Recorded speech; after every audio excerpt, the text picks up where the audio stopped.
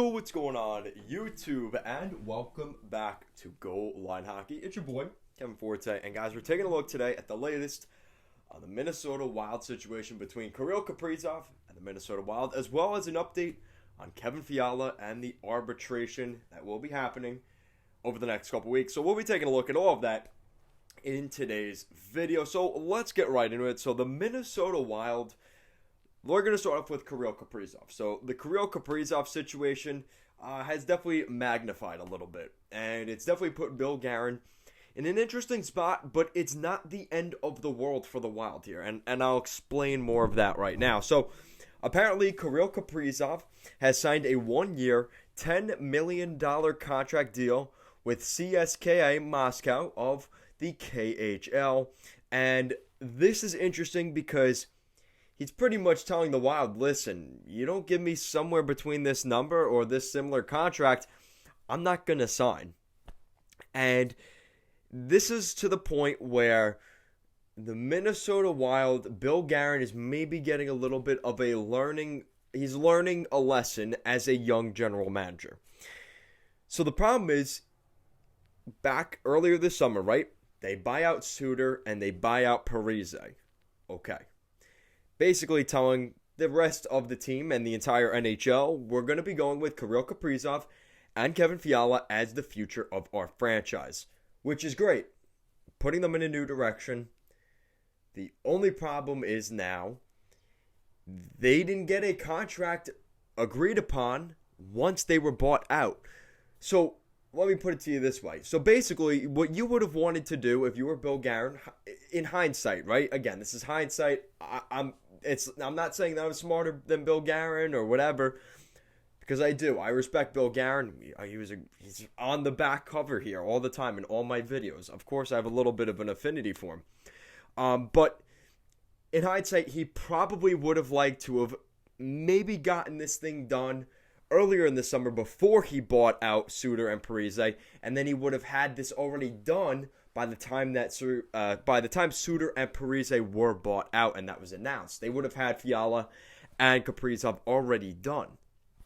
Right, but the problem is now, who's the face of this franchise? Well, because it is Fiala and Kaprizov, they come at more of a premium. Who's going to be on the cover of the Minnesota Wild calendars at the beginning of this year, right? It's probably going to be Kaprizov and Fiala or Jared Spurgeon, right? So I think now the Wild, these young players are using their leverage. They don't necessarily want to be in Minnesota, and it kind of forces Bill Guerin into a situation that he probably was hoping he wouldn't have to deal with. And the thing is with Kaprizov, I would say, all right, fine. You signed that contract.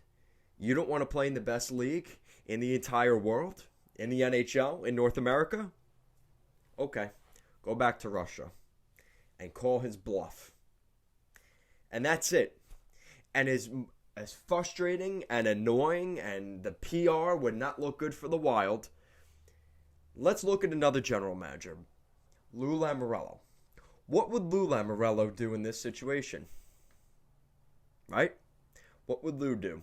Because I think Lou Lamoriello is a perfect example of a general manager, and he doesn't care. You saw he let John Tavares walk into free agency. He let Zach Parise leave the New Jersey Devils, the face of the franchise there in Jersey, to the Minnesota Wild. Fittingly how that kind of spun around. So what would Lou do? He'd let them walk. You don't want this contract? Bye-bye. Now the problem is, because they are restricted free agents, the Wild do have some leverage. So Fiala, if he's not playing for Minnesota, he's not going to be playing. Now, they do have arb rights, which we're going to be getting into Fiala in a second. But with this Kaprizov situation, I would tell Kaprizov and his camp, listen, you don't want to play in the best league in the world, and you don't want to play in North America with the state of hockey, the Minnesota Wild. See you later. And that's it. And leave it at that. And stick to your guns. You look at the Toronto Maple Leafs, Kyle Dubas. You saw how things worked out when he gave the Nylander contract. Then he had to give more money to guys like Marner. He gave more to guys like Matthews. And then they brought in John Tavares. And look what cap hell that the Leafs are in right now. Because he didn't stick to his guns with Nylander. all the dominoes following ended up in that situation. So here for Bill Guerin and the Minnesota Wild, you look right now at Kaprizov and this Fiala situation. If you give in to Kaprizov, right, what is that telling guys like Marco Rossi, Matthew Boldy, who are going to be coming up into Minnesota over the next couple years? It's setting that tempo. And when you're dealing with a guy like Lou Lamoriello, agents know they're not going to mess around with Lou Lamoriello. Bill Guerin is in that spot right now where he has to establish his credibility and his stability as a general manager that, listen, I don't like that contract, go back to Russia. And even though that looks really bad and this and that, it doesn't matter. It sets the precedent. And I think that's really important here with this Kaprizov situation. So let me know what you guys think about the Kaprizov situation. What would you do if you were Bill Guerin? Would you call Kaprizov and his camp's bluff? Or would you say, all right, let's figure something out? Okay? Well, that's the first thing. Moving on to Kevin Fiala. It's a little bit more positive news. Not really, but a little bit more than the Kaprizov situation. Fiala's contract is progressing forward. So there is some signs that a contract could be done in the very near future. So the Wild and RFA Kevin Fiala have exchanged arbitration figures prior to the hearing on Tuesday. The team filed for a $4 million cap hit and the player $6.25 million AAV, according to Elliot Friedman. The Minnesota Wild and RFA forward Kevin Fiala have exchanged arbitration numbers ahead of Tuesday's hearing. The Minnesota Wild filed at a $4 million salary offer, while the $6.25 from the Fiala camp. Since this is a club-elected arbitration, Fiala has chosen the award will be for a one-year contract per Michael Russo. He will be an RFA again next season unless a longer-term deal is reached before the process begins on Tuesday morning. So we got a little bit of a more clear picture of what we're going to see with Fiala. It's probably going to be a one-year contract between 4 to 6.25, somewhere I'm guessing between 5 to 5.5 million for Kevin Fiala on this one-year contract. But that will be all finished with by Tuesday, probably Tuesday afternoon. So let me know what you guys think in the comment section down below. The saga continues for Bill Guerin and the Minnesota Wild with guys like Kevin Fiala and Kirill Kaprizov. They're going to be getting rid of half of their troubles this week once they get this done with Kevin Fiala. But we're still waiting on more news about Kaprizov. So, guys, that is it for this video. Thank you so much for watching.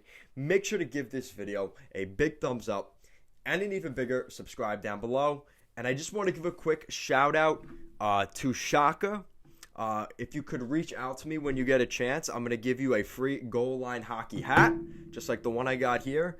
You have been all over the channel, and I really do appreciate the support recently. So Shaka, just reach out to me on my Instagram, and we could figure out how I could send it to you, a Goal Line Hockey hat, because I appreciate the support so much, and I think you deserve a little bit of love. So, guys, thank you so much for watching this video, and I will see you guys next time.